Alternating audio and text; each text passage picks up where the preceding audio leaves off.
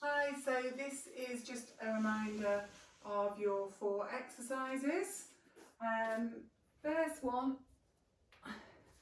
is your single leg squat. So you've got your weights, whatever weights you've got. I think we talked about rucksacks filled with bottles and the like, but sort of a decent amount of weight. And you're going to do your single leg squat. So you stood on that right leg, dumbbells just by your side. You're coming down as far as feels comfortable, and then driving up through the base of that big toe and your heel. So squatting, it's not very nice imagery, but imagine you're taking your bum back to sit on the loo and drive up. If that feels a bit too unsteady or unstable, you can pop that left toe down just to give you that little bit of support. So you've got about 90% of your body weight through the right and just 10 through the left, just for that bit of stability. So that's that single leg squat. And up. So that's your first one. Your next one was your single leg deadlift. So that is, again, standing on that right knee, on that right leg, sorry. Just unlock that knee. You've got your weights like this, and you are imagining you're doing a waiter's bow. So knee stays soft, back stays relatively straight. Get down as far as you can, and then squeeze your bum and work your hamstrings to bring you back up. So slow, controlled, lower, squeeze and lift. Slow, controlled, lower, squeeze and lift. So that was number 2. Your next one was your elevated bridge. So we talked about doing that with your feet up there. If you try this and find it too difficult, by all means do it with your feet on the flat to begin with. Okay, so you've got your feet up on the sofa or on the coffee table. Ideally you do want something in to support your head.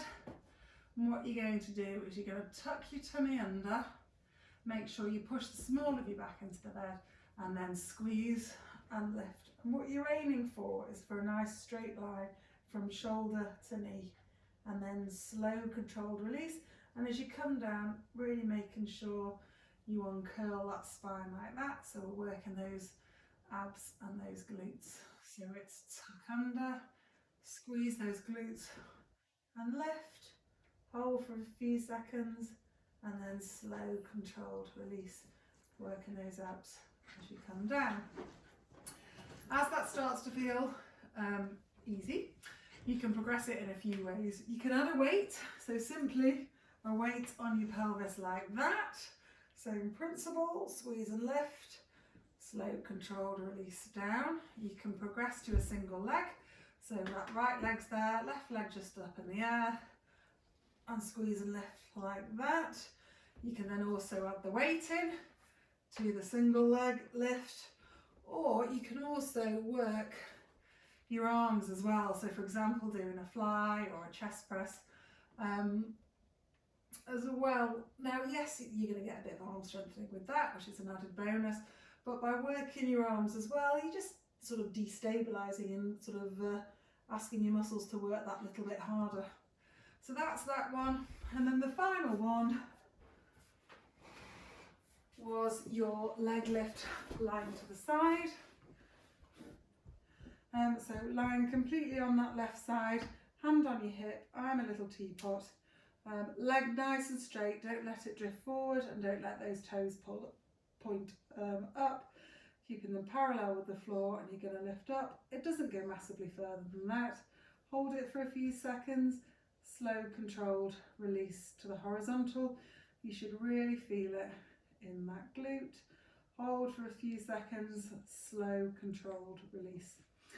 As that starts to feel easier, you can always add in the resistance band if you've got one. If not, I'll give you one next time.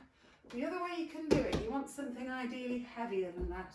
So a good sturdy coffee table, or somebody sat on a chair, and you can lift up and simply push up as hard as you can into that chair. And that generates a good strong isometric contraction, which again will work those glutes really well. So those are the 4 exercises. And now we kind of talked about resistance and number of reps. When you are specifically targeting strength, ideally you want to work essentially with a higher resistance and a lower number of repetitions, so about 5 repetitions, and you aim to do 3 to 5 sets of that. However, that doesn't necessarily apply when we've got an irritable knee, but I want you to bear that in mind if that makes sense. So I want you working to doing 3 to 5 sets of each of those exercises. Start with a lower weight initially and do a few more reps, so aim for between 10 and 15 reps and see how you get on. As long as this doesn't flare and react too much, gradually build up that resistance and reduce your number of reps. We also talked about working to failure, which is never a nice word to use with a patient, but that simply means working that muscle to the point that it cannot work anymore and you simply cannot lift your bum or lift your leg up. When you sort of work to failure, you are working as many of those muscle fibres as you possibly can, and then structurally we get those changes in that muscle that ultimately translate to strength gains.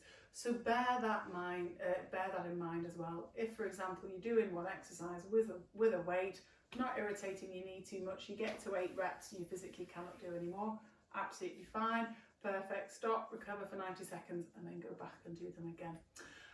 Realistically, if you're aiming for about 5 times a week, it'll probably take you about 20 minutes to work through them all. It doesn't have to be every day at all, and then just monitor how that right knee responds, and I'll see you in a couple of weeks. Okay.